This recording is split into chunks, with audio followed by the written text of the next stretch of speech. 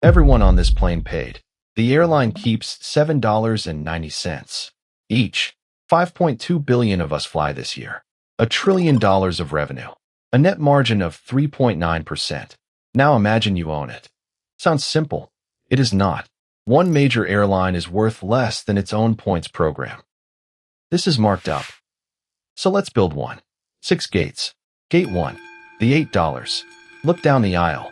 Almost every seat is sold. 83.8% of the world's seats fly full. That is close to a record, and it is not luck.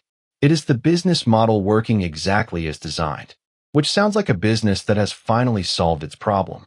Except American Airlines has to sell about 78.9% of those seats before it makes a single cent. Southwest needs 72.5%. The industry average sits near 70%. So the distance between a good year and a bankruptcy filing is about 5 rows of seats. Everyone sitting in front of them paid for the fuel, the crew, and the landing. Everyone behind them is the entire profit of the flight. Now add up every airline on Earth. Every flag carrier, every low-cost operator, every cargo line, for a whole year. $41 billion. All of them, together, in the best year the industry has ever had. $1 trillion goes in. 41 billion comes out. 4 cents on the dollar. That is the business you have just decided to buy. And a record profit, spread across 5.2 billion passengers, is that same $7.90 you saw at the start. So if the seat itself barely pays, something else has to. And it does. Gate 2. The seat is the bait. Stand at a bag drop for 10 minutes, and you are watching the most profitable square meter in the whole operation. Checked bags alone were worth $33.3 billion to the world's airlines last year. Not the flying, the luggage. Because the modern fare is a seat with everything removed, and then every removed piece sold back to you one at a time. A bag, a seat next to the person you traveled with, boarding before the passenger behind you. All of it used to be the ticket. Worldwide, those extras came to $157 billion in a single year. 15.7% of everything the industry earns is now something other than the ticket. 10 years ago, that number was 9%. The fee stopped being a surcharge somewhere along the way and quietly became the product, which is exactly why the fare you searched for looked so impossibly cheap. As the owner, you are not really selling a flight. You are selling a very low number, and then everything that has to go around it. And underneath the floor, in the dark, the same aircraft is doing a second job entirely. $158 billion of freight this year, riding under the passengers who think they are the reason the plane took off. Tickets, cargo, fees. 3 streams, and only one of them is the reason anybody boards. Roughly $1 in every 7 this industry earns has nothing to do with selling you a seat, all of which would make a decent business, if you got to keep any of it. Gate 3. Everyone gets paid before you. Start with the government, because the government is first in the queue and it does not wait to see whether the flight made money. 7.5% of the base fare, taken off the top, before anything else happens at all. Then $5.30 for every segment. $5.60 for security. Up to $4.50 for the airport itself. $30 to $80 of an ordinary domestic round trip is tax and fees before a wheel has turned. Then the people who actually sold the ticket. A booking that comes through one of the big travel systems costs the airline $3 to $10 per segment, on a ticket whose whole margin might be 8. Lufthansa publishes its own numbers for this. 23 euros through the most expensive channel. 8 euros if you book direct. That gap is the entire reason every airline on Earth begs you to book on its own website. Then the landlord. Because the aeroplane out of that window is probably not yours. About half the world's commercial fleet is on lease from somebody else. $400,000 a month for one single-aisle jet. The kind you have flown on 100 times without noticing, paid whether it flies or sits. And then the engine maker, who can ground your entire fleet without asking you first. Contaminated metal powder, used to make discs in one engine family, can crack under heat. Hundreds of nearly new jets were put on the ground because of it. 720 of them. 38% of that entire aircraft family, parked. and every one of them waits 250 to 300 days for a slot in a repair shop. You pay the lease on every single one of them while they sit there. And here is the part that should bother you. Not one of these people took any risk. The tax is fixed. The lease is fixed. The engine bill is fixed. The only number in this whole machine that moves is the one you were counting on. Which raises the obvious question. If everybody else is getting paid first, what does it cost to even get into this? Gate 4. What it costs to get in. This is the number everybody asks for first, and it is the least interesting one in the episode. A new single-aisle jet has a list price north of $100 million. Nobody pays that. Nobody has ever paid that. The real market value is somewhere around $55 million. And as we just saw, roughly half of all operators do not buy at all. They rent, by the month, like an office. Which means the airplane was never the barrier to entry. The paperwork is. An operating certificate takes 6 to 12 months of a regulator reading your manuals and your safety system, line by line. 12 to 24 months from the idea to the first paying passenger, and you are burning money for every one of them.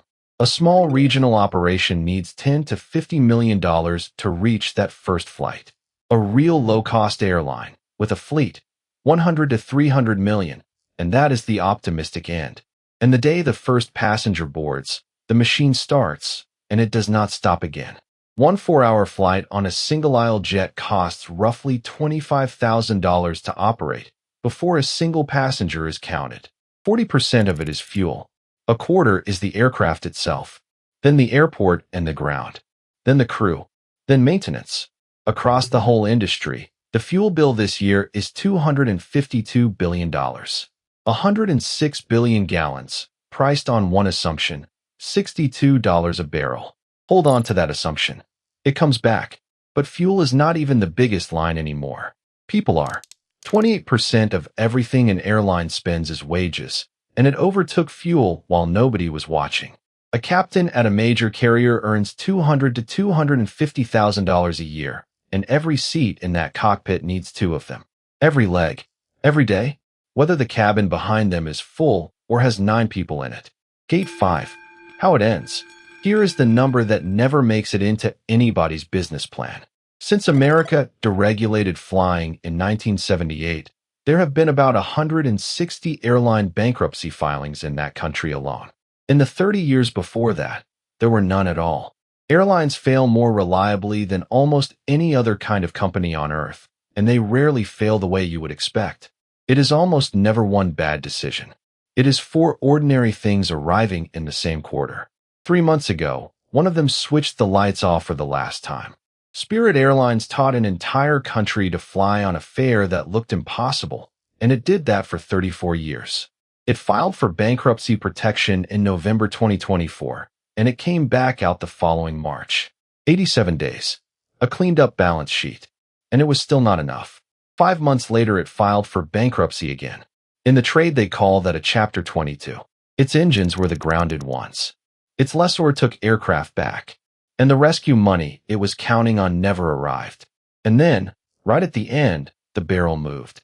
A war began 3 days after it finally signed a deal with its creditors. 3 days.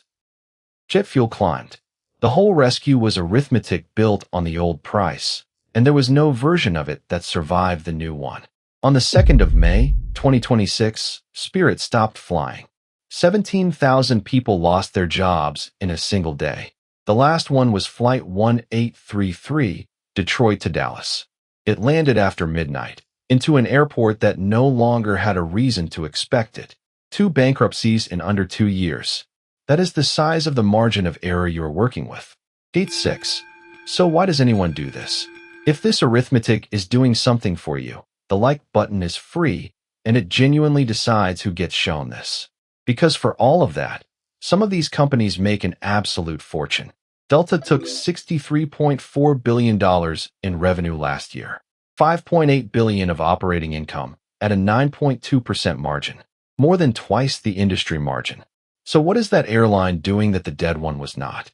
$8.2 billion of that money came from a credit card company. American Express does not buy seats from Delta. It buys miles, billions of dollars of them, every year. about a tenth of everything the airline earns, and it grew 11% last year. You were never really the customer. The bank is. And once you see that, it changes what these companies actually are. Delta's points program on its own was valued this year at $31.8 billion. Americans was valued at $26.7 billion. The entire airline is worth about 10. The loyalty scheme is valued at roughly 2.5 times the company that owns the planes, the crews, and the gates. And in 2020, when almost nobody flew, this is the thing they mortgaged to stay alive. 6.8 billion, 9 billion, 10 billion. All of it raised against the points, not against the aircraft. So here's what you actually bought at Gate 1. A currency printer with a loss-making delivery service bolted to the side of it. The flying is the part that can file for bankruptcy twice in 2 years and go dark in Detroit at midnight. The points are the part the banks actually wanted. If this is your kind of arithmetic, I ran the same numbers on a private jet. And on a hotel, which sells points to a bank too. Both are on the channel. Real numbers, real sources. Marked up, $7.90. Now you know which part of that ticket they actually wanted.